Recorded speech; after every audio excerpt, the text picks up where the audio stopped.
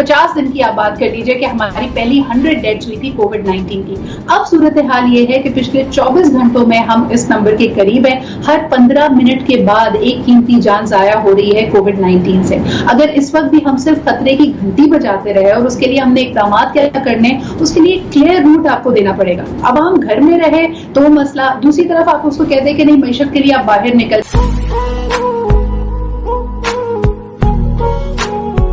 साहब शाहिद खान अब्बासी साहब और अब से कुछ देर पहले डॉक्टर तारिक फजल चौधरी का कोरोना टेस्ट पॉजिटिव आया है। हम दुआ गो हैं कि ये तीनों शख्सियात जल्द अज जल्द सेहतयाब हों, लेकिन इसके साथ साथ हम इस प्लेटफॉर्म के तवस्सुत से एक तजवीज दे रहे हैं कि क्या बेहतर ना होगा कि कुछ वक्त के लिए, कुछ अरसे के लिए सियासी सरगर्मियों को तर्क कर दिया जाए, क्योंकि ये सियासी सरगर्मियां सिर्फ सियासी रहनुमा ही नहीं बल्कि सहाफी, कैमरामैन, ड्राइवर्स और ऐवानों के अमले का भी इससे मुतासिर होने का खदशा है।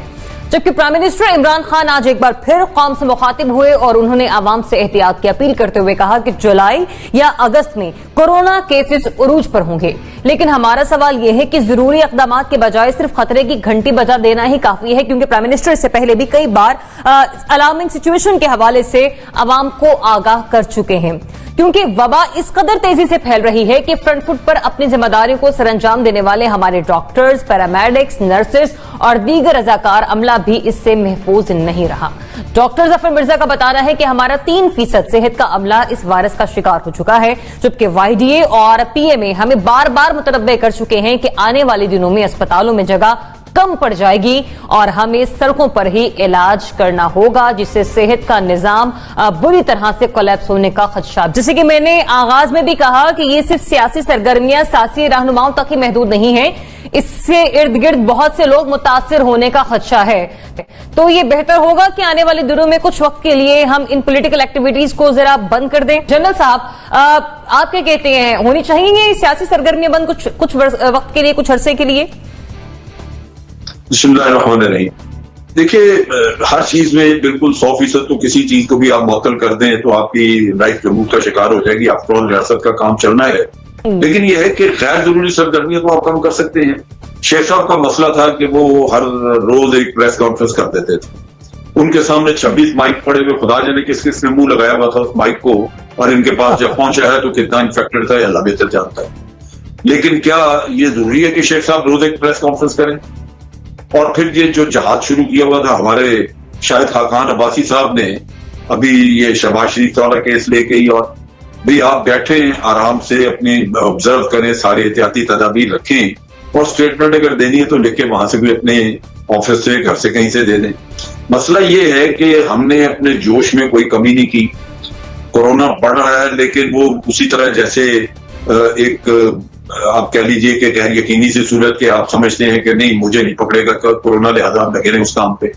ये रवैया बहुत गलत है। ये समझ लेना चाहिए कि कोरोना सबके लिए एक है, बराबर है, और वो किसी को भी छोड़ता नहीं, लिहाजा हर किसी के लिए एहतियाती तदाबीर, अपनी एक्टिविटी कम करना, अपनी मूवमेंट कम करना, अपना फासला रखना, सोशल डिस्टेंसिंग, ये एप्लीकेबल है हर शख्स के लिए।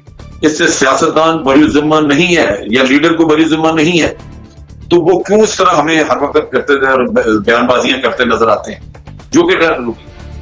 और कार्य रियासत के लिए अगर कोई ऐसी जरूरी चीज है तो वो तो समझ रखती है। फिर उसमें भी अब जैसे आपने बजट का अभी बात कर रहे थे, कामरान बात कर रहे थे बजट की। बजट जब आपने सुनाना है तो उससे पहले आपके पास टाइम ही टाइम है कि आप अरेंजमेंट कर लें किस तरह। पार्टी की रिप्रेजेंटेशन भी आप कम कर सकते हैं। आप कह सकते हैं कि सिर्फ वो लोग जो उसमें बोलेंगे वो वहां पे जमा हो जाए। ये तरीकाकार वजह करना एक इमरजेंसी सिचुएशन के लिए ये कोई इतना बड़ा मसला नहीं है। और आप अगर ये अरेंजमेंट पहले से कर ले, सोच लें, अगर आप हमेशा वक्त से पीछे ही रहें और इवेंट्स आगे भागें और आप पीछे पीछे हों, तो फिर वो प्लानिंग नहीं होती, बल्कि आप you are taken over by the events और अल्टीमेटली फिर खमियाजा भुगतना पड़ता है। तो बेहतर यह है कि हर आने वाले इवेंट के लिए पहले से प्लानिंग करें, लोगों की चेकिंग करें। किसी को भी अगर थोड़ा बहुत सिम्टम्स है तो उसको कहें कि जी आप बड़ा मेहरबानी ना आए यहाँ पे पार्लियामेंट में, और इसी तरह बाकी जगहों पे भी। और जिस तरह आप पार्लियामेंट में फैला के जितना भी लोगों को बिठा सकते हैं, हर पार्टी की नंबर, उनकी जो रिप्रेजेंटेशन है वहां कम कर दें, प्रोपोर्शनेट कर दें, और स्पेस ही स्पेस आपके पास होगी, और एक इजलास कर दें, क्योंकि इस पे बजट पे बहस भी आपने करनी है।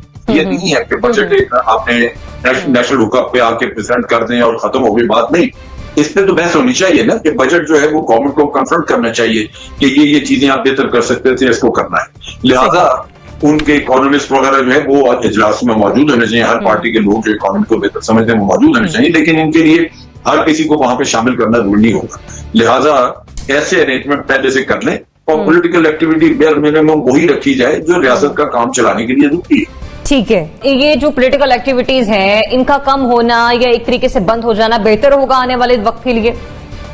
Thank you for taking me on for this very very important subject. जिस तरह के आप कह रही हैं, इस वक्त कोई शोबा जिंदगी ऐसा नहीं है जो कोरोना से मुतासर नहीं हुआ, और हम तो वक्तन फवक्तन यानी एवरी डे बेसिस पे हम ये सूरत हाल को देख रहे हैं। It is important that we walk the talk now. देखिए, हमारे आला हुकाम, ये सियासी रहनुमा जब बात करते हैं लोगों से एहतियात करने की, ऑन दी अदर हैंड अगर आप खुद स्ट्रीट पे खड़े हैं, अगर आप लोगों से खिताब कर रहे हैं, 15 माइक आपके इर्द गिर्द हैं, मीडिया आपको कवर करने के लिए झोंक दर झोंक आ रहा है, it is not making and it is not giving the right symbol. आपने खुद देखा कि जब शहबाज शरीफ साहब की गिरफ्तारी का मामला था, जगह जगह छापे मारे जा रहे हैं, तो ना सिर्फ नफरी और नैब के हुकाम साथ साथ घूम रहे थे, बल्कि आपने देखा कि मीडिया भी उसको फॉलो कर रहा था। तो मरियम औरंगजेब साहिबा के जो बयान थे उसको लोग फॉलो करने के लिए पहुंचे हुए थे। It is jeopardising people's lives. And जब मैं ये बात कर रही हूँ तो मैं पर्सनली इसको, जब when I am walking the talk, everybody can do that. सियासी सरगर्मियां लोगों तक, आवाम तक अपनी आवाज को पहुंचाना ये आपका जमहूरी हक है, लेकिन इससे भी बढ़कर ये कि बहुत सारी चीजें ज़रियाब जो पूरी दुनिया का अब गिवन हो चुकी थी, लोगों ने बड़े अच्छे और बड़े मजबूत तरीके से, बड़े मौसर तरीके से सोशल मीडिया का इस्तेमाल करके अपने लोगों को मुतारिफ किया हुआ है, उनसे राब्ता कायम रखा हुआ है।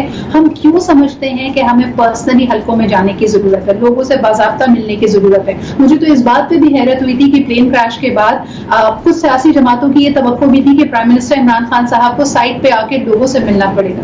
देखिए, हमें ये बात समझ लेनी चाहिए कि कोविड-19 के बाद हमारी जिंदगियां बदल चुकी हैं।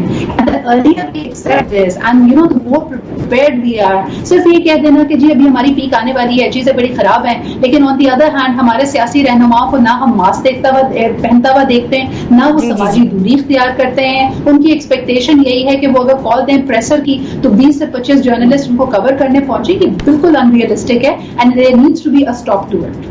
एग्जैक्टली जब बहुत सारी डिपार्टमेंट्स, बहुत सारी जगह हम लोग वहां पर इसकी एहतियात कर सकते हैं, बहुत सारी हमने आगे एसओपीज भी दे दिए, तो यहाँ पर भी पार्लियामेंट में भी उसी तरह के एसओपीज जो हैं वो लागू होते हैं, और ये जो जितनी भी पॉलिटिकल सरगर्मी हैं उसको भी उसी के मुताबिक हम ढाल सकते हैं। इमरान खान साहब के हवाले से बात कर लेते हैं, जो कि आज एक बार फिर आवाम से मुखातिब हुए और उन्होंने खबरदार किया कि जुलाई या अगस्त में मुल्क में कोरोना केसेस उरूज पर होंगे। खान साहब ने क्या बात की, वज़ीर आज़म साहब ने उस पर हम बात करें कि अगर अवाम एहतियात कर लें तो पाकिस्तान इस तबाही से बच जाएगा जो कि दीगर ममालिक में आई है। वज़ीर आज़म ने यह भी कहा था कि अगर एहतियात ना की तो बहुत मुश्किल वक्त आने वाला है, लेकिन इस किस्म की अलार्मिंग सिचुएशन से प्राइम मिनिस्टर हमें माजी में भी आगाह करते रहे हैं। क्या कहा उन्होंने, आज जरा सुनिए। ना की, मैं आज आपको कह रहा हूं कि एक बड़ा मुश्किल वक्त आपके लिए आने वाला है। हमारे ख्याल में जो पीक है वो जुलाई के आखिर में या अगस्त में आएगी, जो पाकिस्तान में जो पूरी पीक है। प्राइम मिनिस्टर का आपने बयान सुनना, और इस तरह से वो पहले भी कई बार बता चुके हैं कि हमारे लिए कौन सा जो वक्त है वो अलार्मिंग हो सकता है, कहां पर हमें हमारा जो सेहत का निजाम है वो इससे मुतासिर हो सकता है। आज एक बार फिर से वो आवाम को एतमाद में लेने की कोशिश कर रहे थे और बता रहे थे कि आपने किस तरह से एहतियाती तदाबीर पर अमल करना है, लेकिन जरूरी इकदाम के बजाय कि सिर्फ खतरे की घंटी बजा देना ही काफी है। इस पर बात कर लेते हैं। सिद्रा साहिबा, आप क्या समझती हैं कि सिर्फ आवाम को आगाह करना ही काफी होगा या बेहतर यह भी होगा कि जरूरी इकदामात फिलफौर उठाए जाएं? Speaking Sariab, I am very disappointed in these messages. देखिए, हमारे यहाँ अवाम की आप शऊर से वाकिफ हैं, आप उनमें कितनी आगही है इससे भी हम वाकिफ हैं। वज़ीर आज़म साहब जब भी बयान देते हैं, मुझे लगता है कि बयान के यानी उनके खिताब के शुरू में बात कुछ और हो रही है, फिर मिड ऑफ द बयान वो कोई और बात करने लगते हैं। पिछले ही उनके खिताब को अगर उठा के देख लिया जाए, वो स्मार्ट लॉकडाउन की बात कर रहे थे। वो बार बार हमें ये बावर करा रहे थे कि मुकम्मल लॉकडाउन पे जाना हमारे लिए मुमकिन नहीं है, और अगर हम ऐसा करते हैं तो बहुत सारे लोगों का रोजगार इससे मुतासर होगा, वो बदहाली का शिकार हो जाएंगे, वो भूख से मर जाएंगे। यहाँ तक बात की जाने लगी कि मैरिज हॉल्स को खोल देना चाहिए, एसओपीज होने चाहिए। दूसरी तरफ सयाही मुकामात को खोल दिया जाएगा। तो एक तरफ आप कहते हैं कि हम मुश्किल में पड़ जाएंगे, दूसरी तरफ आप ये इंडिया देते हैं कि शायद सयाही मुकामात को खोल देना या बलाई इलाका जात में जाके आप सैर सपाटा कीजिए। तो कुछ समझ नहीं आ रहा कि क्या कहना चाह रहे हैं। नंबर्स एंड फिगर्स की तरफ हम अगर देखते हैं, पहली जो 100 डेथ्स थी जरिया ऑफ कोविड-19 पाकिस्तान में होने के लिए, उसने 45 दिन लिए थे। तकरीबन 45 दिन में हम पहुंचे थे, बल्कि 50 दिन की आप बात कर लीजिए कि हमारी पहली 100 डेथ्स हुई थी कोविड-19 की।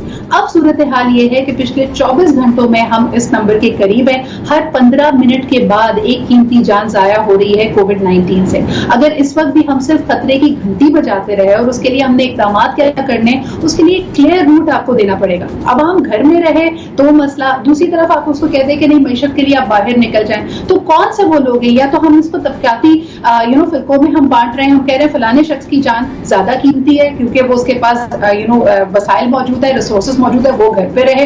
जो गरीब आदमी है क्योंकि उसने अपना पेट पालना है, वो घर से बाहर निकल जाए। तो क्या कोरोना इसमें तफरीक कर रहा है? यानी आप इस वक्त सूरत हाल देखिए कि आपकी जेब में पैसा भी हो तो कराची के तमाम अस्पतालों में इस वक्त आपके पास रेड अलर्ट है, आपके पास बेड्स ही मौजूद नहीं है। बड़े से बड़ा शख्स इस वक्त असर और रसूख सब इस्तेमाल करता हुआ नजर आ रहा है कि उसको वहां पे इलाज मुआवजे के लिए भेजा जा सके।